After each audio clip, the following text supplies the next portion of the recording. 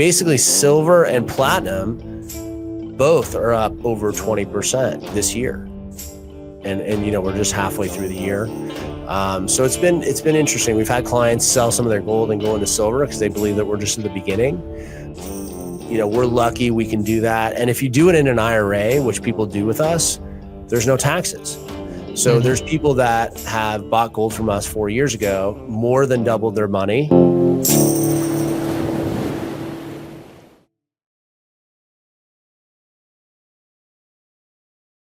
Hey, Inspire Tribe, my fellow freedom lovers, it's John Nolan here. Thank you so much for tuning in to another Inspired Conversation. This is specifically for those of you who are wondering, in times of crisis, uncertainty, and we are definitely in uncertain times, what should you do with your money? What are good things to invest it in? What is solid? What will help you go with the long run and make sure that you and your family are financially secure and protected? And for this conversation, I couldn't think of a better partner today than Collin Plume, the founder of Noble Gold Investments. Collin, it's an honor and pleasure to have you, sir.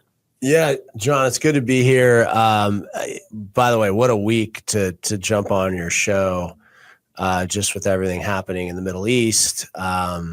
Seems like, you know, you got to be on your phone, you know, every minute of the day to catch all the updates. And hopefully we're going to avoid, a big drawn out war. It seems like we potentially have, which is amazing. And you know, if President Trump was able to get rid of this nuclear potential for this country of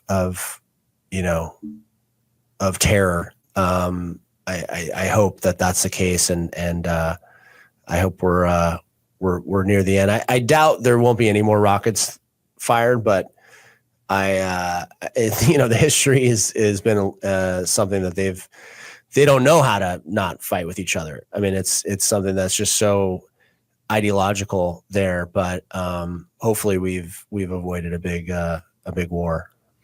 You know, I think all of us second that hope, and maybe we can find better ways in the future. You know, this hasn't been working for eons. Exactly. No, I agree with you. And I think that, you know, on the ground, you know, the people of Iran, the majority are ready for a regime change. And so maybe this is the time. This is the time that maybe the people, you know, rise up and they, you know, they've even talked about the Ayatollah, you know, the family coming back. There's been talks of a new regime there. So hopefully that would happen, bring some peace to the region. And you know, obviously Israel will, is continuing to move forward with everything that's going on in Gaza and looking for the hostages. And hopefully they can find, you know, more of them. But yeah, it sends shockwaves. These things send shockwaves to the markets. And, you know, that's just that. You have the tariffs are supposed to expire in a week. So, you know, what's going to happen there? The deal is going to be done. China's tariffs have another, I think, 3 or 4 weeks. But for the majority of the world, the tariff situation is going to start pretty soon. And how is that going to affect the markets? You have Jerome Powell and President Trump going head to head. And then, you know, we talked about this, but the sales of new homes dropped by almost 14% in May. So yeah, and these are the hottest months of the year. So this is as good as it's going to get in a real estate game, and it's becoming a buyer's market. We see this here, you know, in Nashville. The Nashville area has been one of the hottest real estate markets in recent years. Right. And we see it here too. And when you see it in one of the hottest markets, you know, high price markets, then you know there's a turnaround. So to me, you know, I look at the entirety of the situation. I go, you know, it doesn't really matter which way things go when it comes to gold and silver. It's primed to continue to rise and be a safe haven, in my perception. But what's your take, sir? Well, yeah. So when I look at the real estate market, it's important because what real estate prices do affect our CPI, our consumer price index. a third of our CPI is affected by real estate. It's affected by home sales and rentals. And so if we believe that prices are going to continue to drop in the short term, which I think that they will, because there's a lot of people out there that they're going to have to sell. They're in a position they have to move. So they're going to drop prices. There's obviously a disconnect between buyers and sellers. And even if Powell lowers rates a few times this year, which I think he will, there's still going to be a disconnect in terms of buyers and sellers. So that should lower the CPI. If you go to true inflation, which is where I look for inflation, they say inflation is about 2.1% right now. It's been hovering between 1.9 and 2.1%. If a third of that number is affected by real estate, then we should see the CPI lower, which is why a lot of people are sort of dumbfounded by what Jerome Powell is doing. Because if his job is to keep inflation around 2%, his other job is to keep unemployment low. And unemployment is creeping up. We're seeing the numbers go up. We're at nearly 4.5%. It's probably much higher. So he's got a dual mandate, right? He's got a dual mandate of keeping unemployment low and inflation. And he said, in his last meeting that everyone around him is worried about inflation and this and that, which, I don't know who he's around. But at the end of the day, yes, there is the fear of inflation, but there is a bigger fear of GDP slowing, companies continuing to be stagnant and not willing to hire because they don't know where the economy is going to go. And they're also concerned about borrowing costs. I think at this point, that's a bigger threat than potentially inflation going up a little bit. I mean, I don't know who you are around, but the business owners that I'm around are not in a hiring mode. They're not in a growth mode right now because debt is expensive and they're concerned about, where the economy is going to go. And so lowering rates would give them a little bit of confidence to get out and start spending again. And I think it would help this real estate market. No, I'm with you. There's uncertainty. Uncertainty is usually not a good driver. It doesn't really inspire people. And now there's uncertainty on all levels. It's not just one. It's not just the real estate market or interest rates. It's international relationships. It's potential war, more war expansion. There's so many things. Sure. There are the important trade routes that are being threatened, like the Strait of Hormuz. I mean, there's so much going on. Right. Yeah, and 20% of the world's oil goes through the strait. And yes, most of the oil gets consumed by Asian countries, but it affects us all because at the end of the day, if they have a shortage, then they're going to pay more for oil in other places, and that means oil prices go up. And I've seen, they expect if that strait gets closed for any reason, we could see oil prices go up 30-40%, which would obviously affect consumers, and because obviously oil is a driver of the cost of goods also. So there's a lot of these things happening. The other thing is no one's really talking about silver. I think silver. I was just going to say that. Yeah. I mean, silver's outperformed the S&P this year.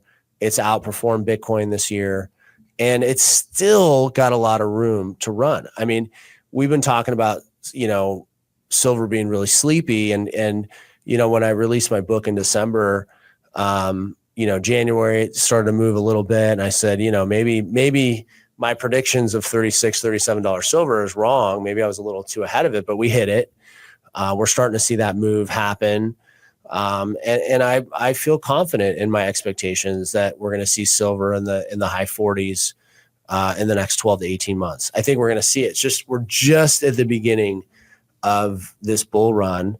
And so, silver has been really basically silver and platinum, both are up over 20% this year. And we're just halfway through the year. So it's been interesting. We've had clients sell some of their gold and go into silver because they believe that we're just in the beginning. We're lucky we can do that. And if you do it in an IRA, which people do with us, there's no taxes. So there's people that have bought gold from us 4 years ago, more than doubled their money, and now they're swapping some of that gold into silver. I'm not saying you should do that, but they're doing that within their IRA tax-free, and we do that for them. So it's been an interesting time. But I do believe that Powell, they're going to have another meeting in 30 days. And, what's interesting about these meetings now is that, you can bet on anything, right? So when I woke up this morning, the odds of him lowering rates was 20%, and it was 80% that he'll just do nothing. Over the last few hours, I've been watching the news, and it's increased. I think we're pretty close to about 30% saying he will. So there's a buying sentiment, these bettors, and who knows, maybe they have inside information, maybe it's just the feeling of the market. But there's a sentiment out there in the next 30 days that rates will pull back a little bit, and that'll create a little of excitement in the market. I think the people will, they'll start looking at homes again. They'll start looking at, acquiring assets again. I think it'll give business owners a little bit of confidence, because hopefully that's one of many cuts this year. And I don't think we're going to get back to 3% mortgages anytime soon. But I do think we see some cuts, and then I think whoever President Trump puts in the office next year in February will be more in line with his belief, is that we need to get closer to what the European Union is doing. They're sitting around 2% on their money. So that would be a pretty drastic change from where we are in the U.S. I want to get back a little bit to silver, because I have been for the last years more passionate about silver than gold, just personally. Yeah. That's where I gravitate towards. I like both, but silver more passion. The market demand and what the market can provide is very interesting in that regard. That almost guarantees that the price will go up, because there's so much demand. It's part of the transformation in the industries. It's part of the AI revolution. I mean, all these industries require silver. Can you talk a little bit about that and why that's almost guaranteed for silver to go? Well, I think that the thing is when you look about silver is you have to think about silver mining. So there's 148 million ounce shortage right now. They're anticipating this year.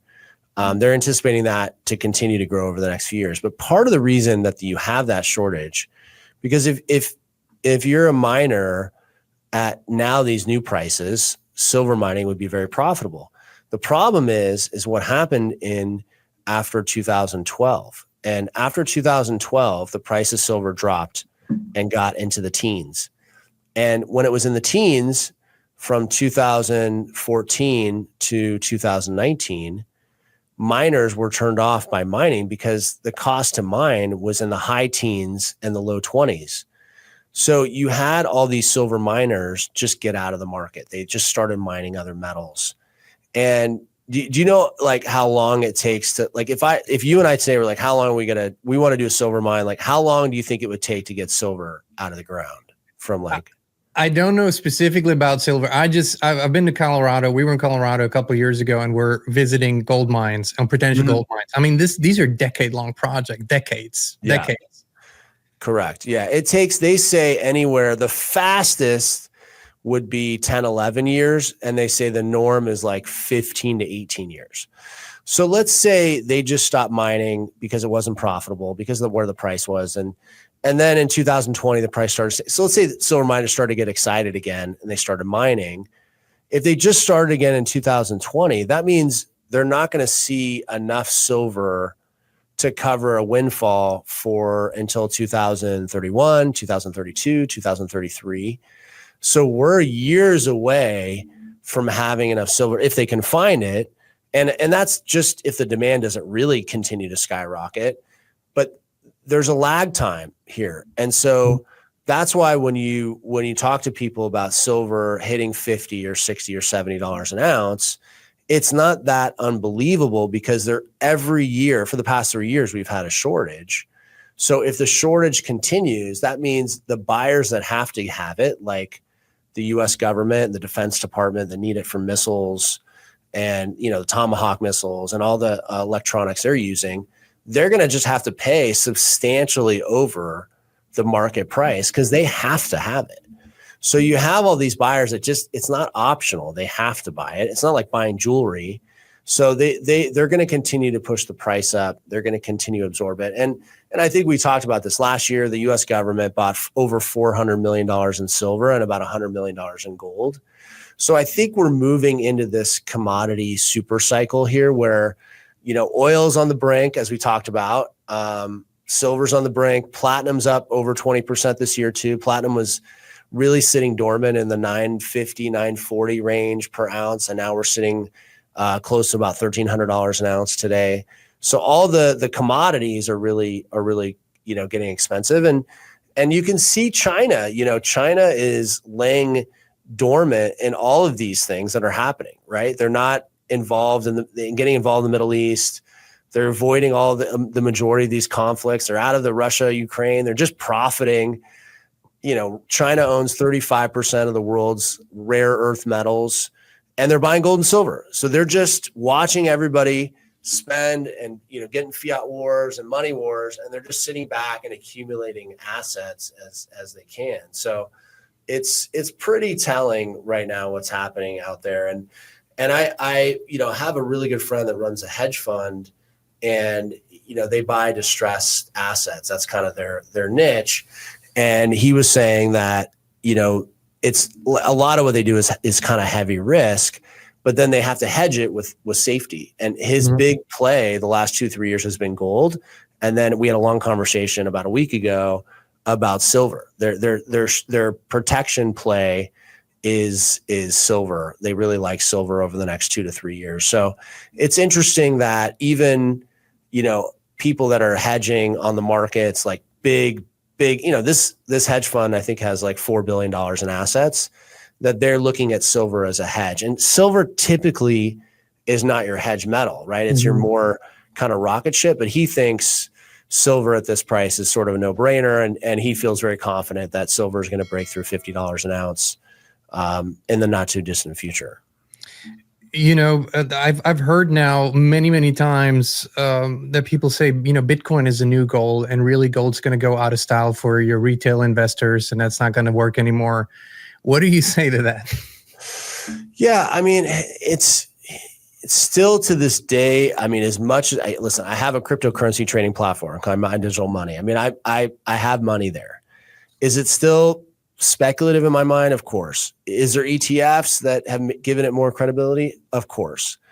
But at the end of the day, if we're going to have a currency change, I don't think it's going to be into Bitcoin. I think that if we had a currency change, it's going to be into gold. And for me, I have the majority of my net worth into things that I think are undervalued and that have less downside risk. And I don't care what anybody says. Could Bitcoin go down to 40 or 50,000 or 30,000 or 12,000 again? Of course it could. You could just see there'd be no one could argue if it dropped. If there was, let's say that they find out that the blockchain isn't impenetrable like they think it is, and that someone can break in. If that leaked out, Bitcoin would drop like a rock. It would literally be, it would be almost wiped away if they could prove that people are able to break in and it doesn't have this kind of safety that. So gold, silver are never going to have that because there's thousands of uses of those things. There's only one use for Bitcoin, and that's the speculative use that it's going to go up and there's going to be less of them, and then it's used as a currency. But there's really no other utility that is driving the price of it. And for me, I want things that have utility in my portfolio. But I listen, do I have a few percentage points of my money in Bitcoin too? Because listen, maybe this crazy market's going to go up to 200,000-300,000, but I have a number of mine that I won't release, but when it hits that number, I will sell it and I'll feel very, very great about it.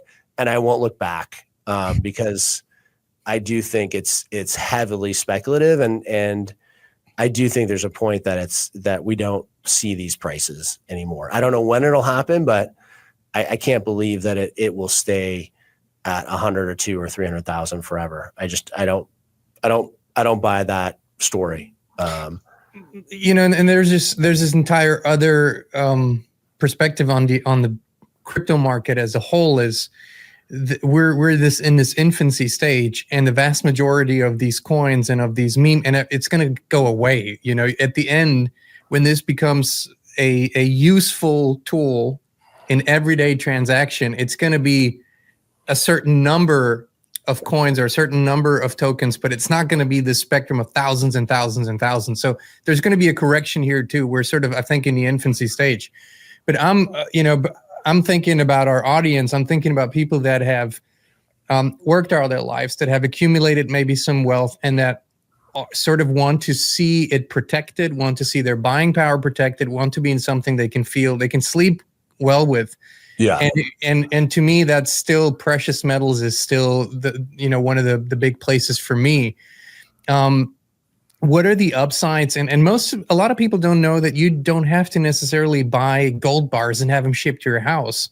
That you can have investment tools that are good for taxes, and you guys do that. How can people invest in gold and silver?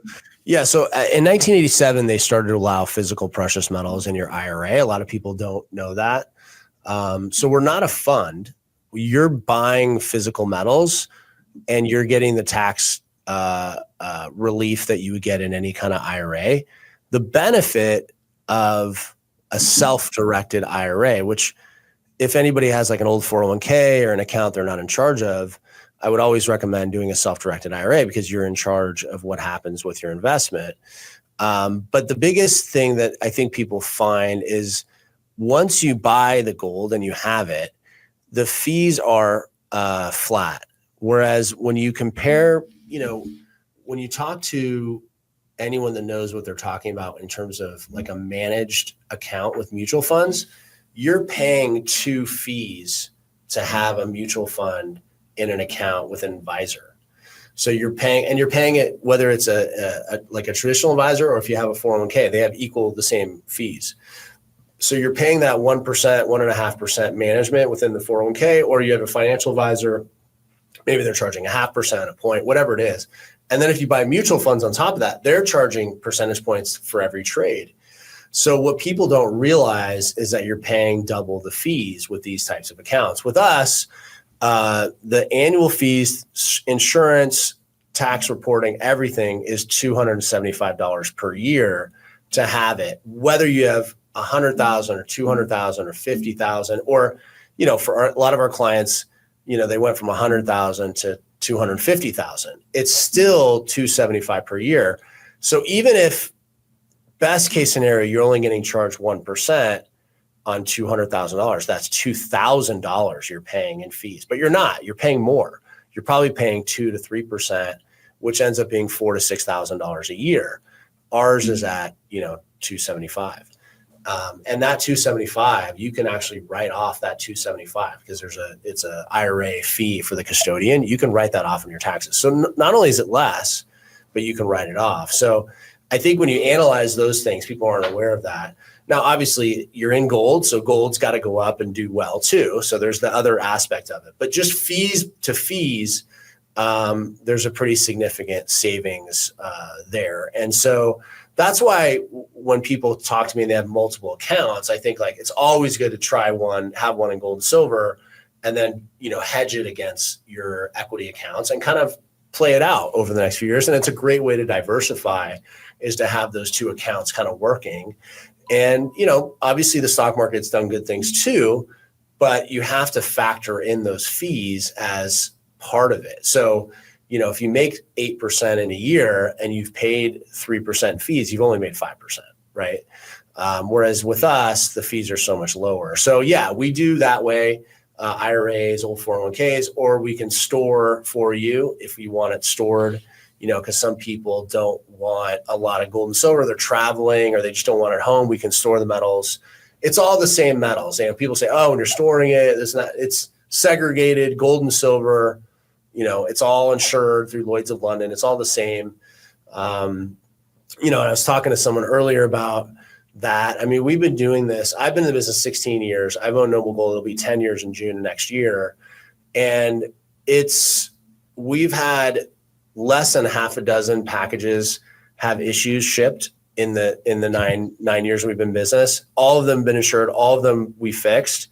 But in the last 2 or 3 years, we've had literally none. I mean, everything has gotten there. We've never had an issue. So it's very safe with us. And that's really the most important thing as a family person and putting my face out on your show and everyone, like I want people to feel safe. And I can promise you that that's the thing we focus on the most, is the safety and the security. We do audits of the depository. So you're going to be in good hands. This is important to us. It's important to our staff. I have friends and family members that invest with me, so it's all the same. And it's a great business to be in that it's such a clean transaction. Once you buy from us, it's yours. We're just there. And if you're ready to sell, you sell. But, at the end of the day, like, we're just there to help you through that process. So it's an exciting business to be in. And it's also a great business because it's a very clean transaction for our clients. One of the things that I hear often is when people say, I don't know a lot about precious metals. I don't know how these investments work. I don't want to ask stupid questions. I don't want to call the company because they'll just pressure me into buying. But you guys really, you understand that people need to, get good information to make a good decision. Correct. So when they give you a call, it's a no pressure environment. They answer you guys answer questions, and Correct. You talk to real people, not to AI bots, right? Yeah, it's a live person that's your representative. They're going to be with you forever, for the life of your account. I mean, obviously we have a team behind them too. So if somebody's sick or whatever, out on vacation, you'll always talk to a live person. But yeah, we built relationships through relationships, and that's really how we built the business. Is offering an unbelievable service. We also have streamlined the products. Like we sell a small group of products because then I can buy them, at a great price, and I pass the savings on. So we don't sell, you're not going to get like a Spider-Man coin from us or any of that junk that a lot of the companies sell at these massive premiums. We've really streamlined it to get the most bang for your buck, the highest weight, the highest purity items. And then, if we ship it to you, we call you a bunch, we text you, we make sure that you're there, or the package gets you, open it, we don't take a video, let us see it.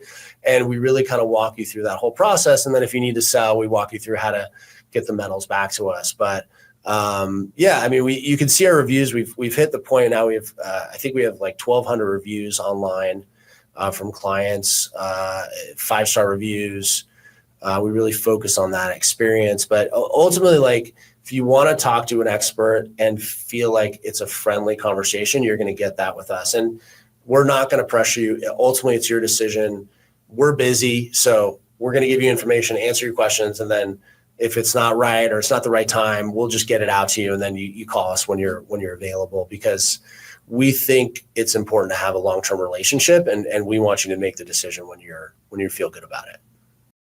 And this is why, we love partnering with you, because you're a family business and you treat customers like family, which Correct. That's how it's supposed to be.